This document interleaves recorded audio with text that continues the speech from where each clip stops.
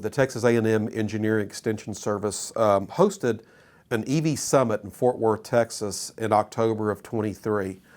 We brought in several heavy hitters in the business, Chris Green from Washington, Dalen Sartman from ESA, and we shared some information.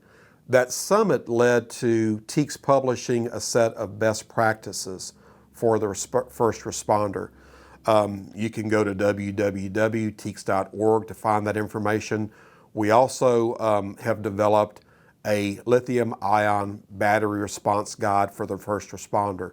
That training is out there also on teeks.org. It's free. I encourage you to take it. What are some departments doing?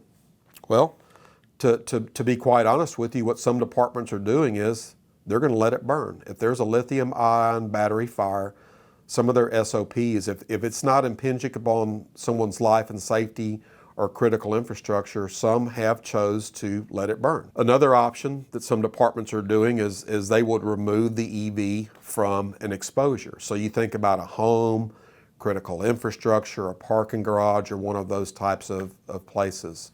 So remove it if you can. Exposure protection. Use water. Water is a good tool.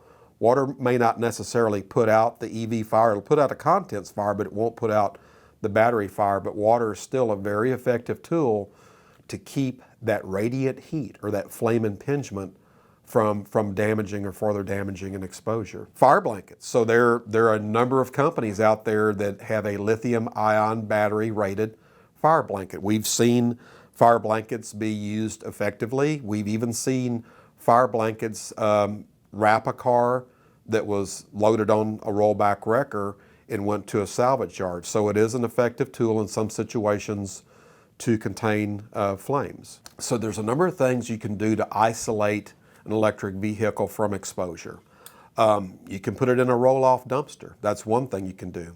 We've seen these cell blocks, these big concrete blocks that are at these tow yards where they actually put these EVs in there, and if they do catch on fire a second or third time, they're contained. One of the latest things we saw is Porsche. Porsche Italia actually came up with an isolation chamber. And basically what it looks like is an open top roll-off box. You put the EV in the roll-off box. The roll-off box has flame detection coupled with suppression. So you have to hook a fire hose up to it, and it has a spray system inside of the roll-off. Something that we're seeing a movement towards is restricting EVs from being garaged and charged indoors. There's several towns and several states that are adopting how you store and how you charge EVs.